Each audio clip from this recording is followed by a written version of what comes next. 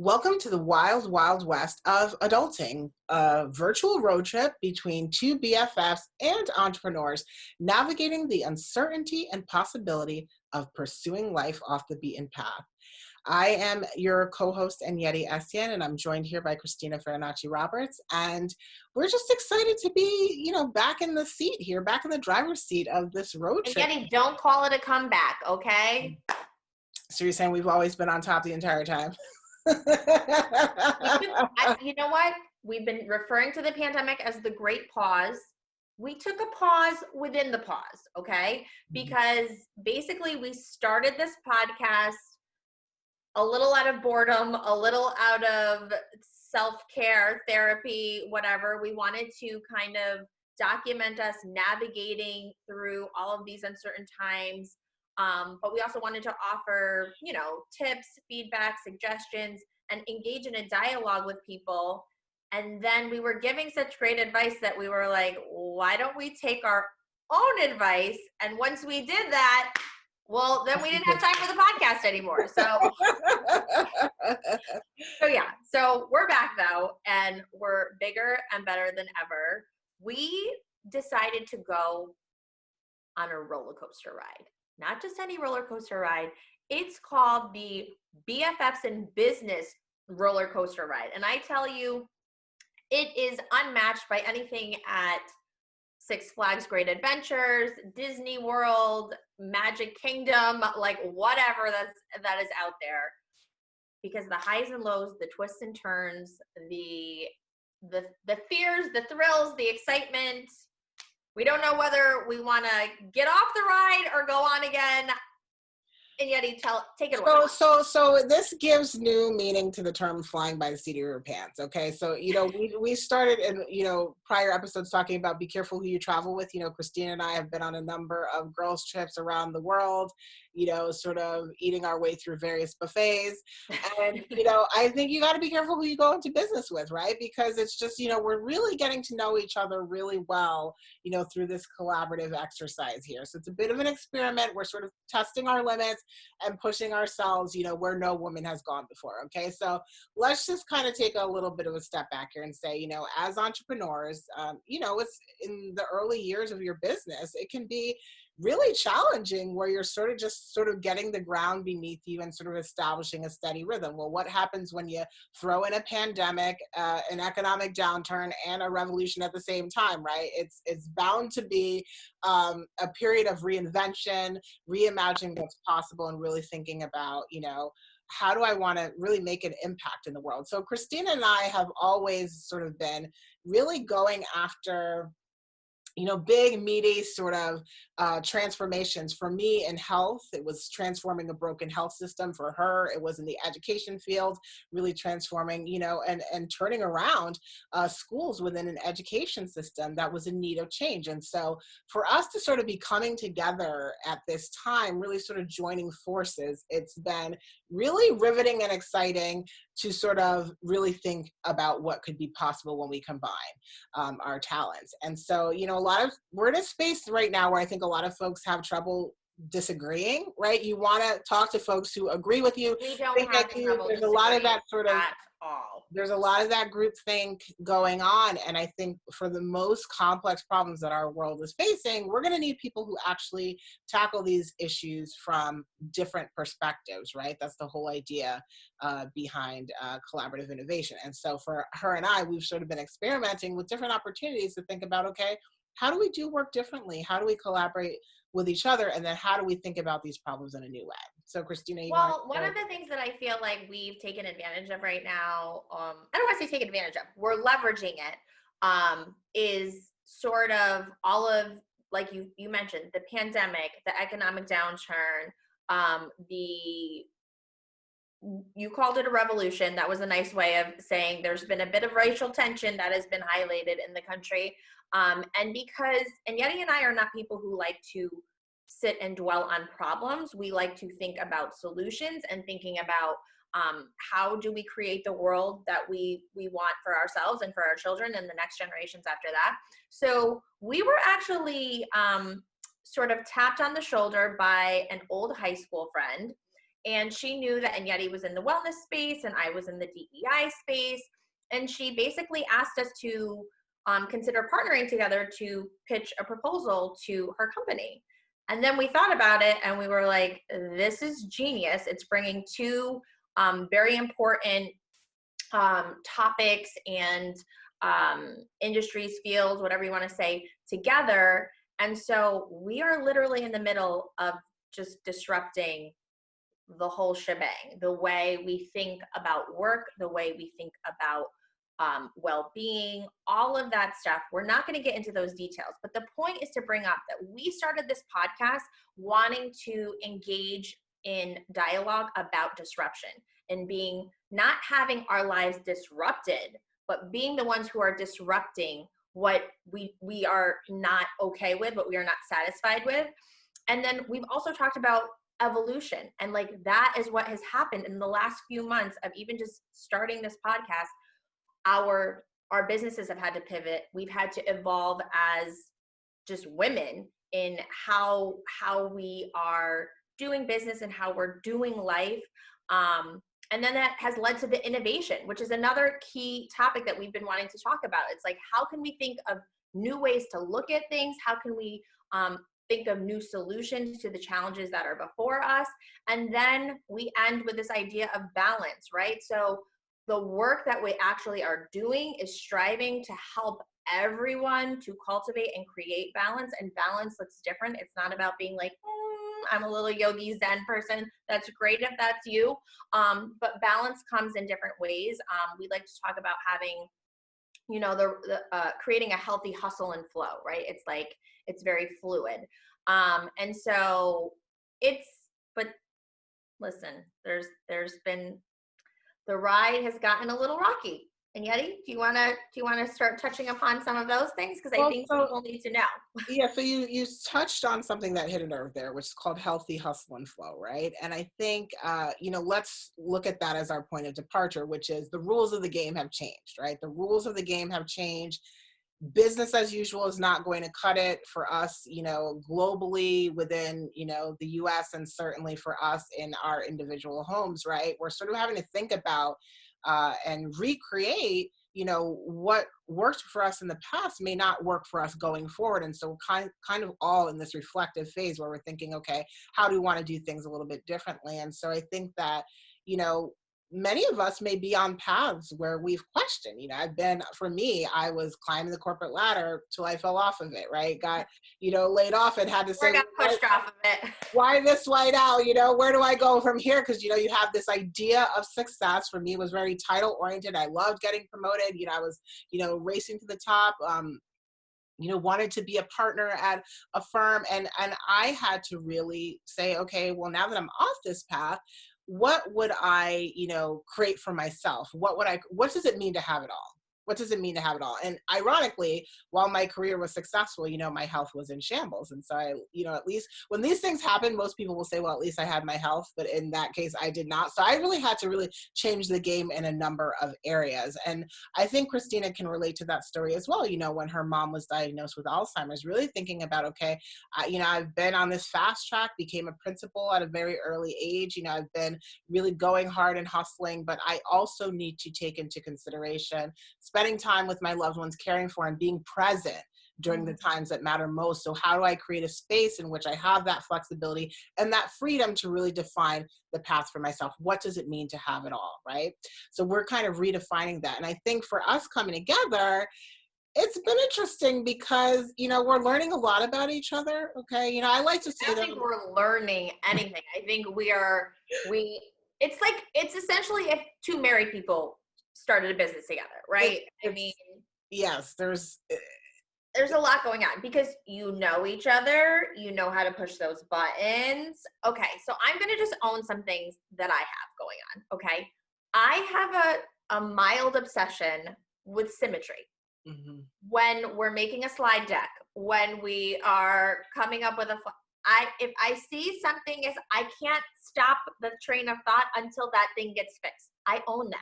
I own that. She's very structured and methodical in like even just laying out a problem. And so, I perceive myself to be a visionary, right? And you can see, the artwork behind me. It's a really a reminder in my office to really color. That's her brain. That's a picture of her brain. It's really a reminder to color outside the lines. You know what I mean? For years, I played inside that box or tried to fit a mold that wasn't created for me. That picture needs to be straightened, but you can see that I have a thing around the symmetry. She loves her symmetry and her order and her structure. And so I think those two approaches to looking at things, creating systems and order and structure, but also creating the space for imagination, innovation, and creativity are so needed when you're coming together to solve complex problems. So, it's been interesting just seeing how each other thinks.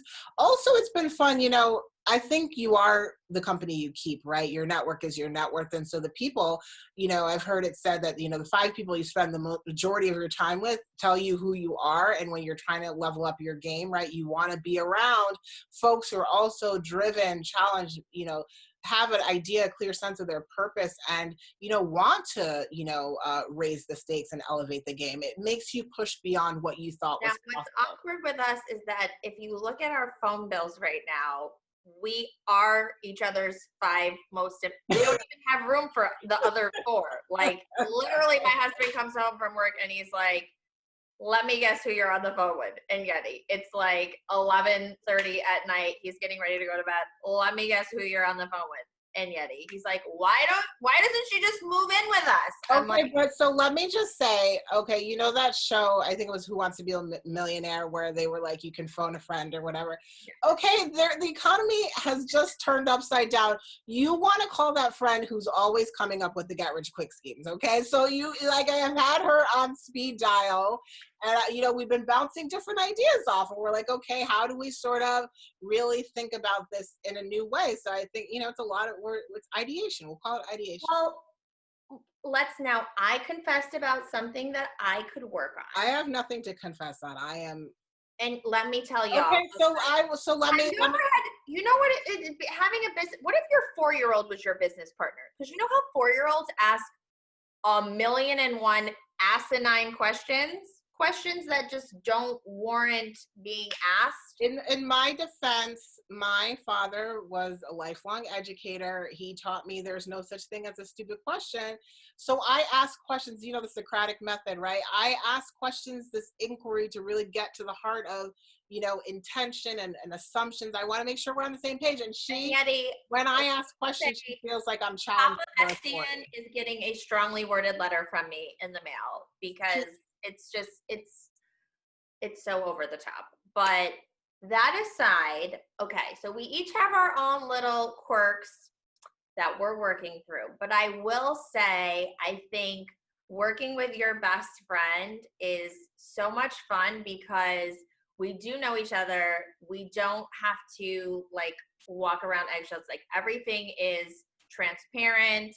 Everything is, for the most part, it's constructive. Now we do bust each other's chops a lot. So there is a running joke about who is the luckier one for having met the other in 2nd grade. I think we all know the answer to that is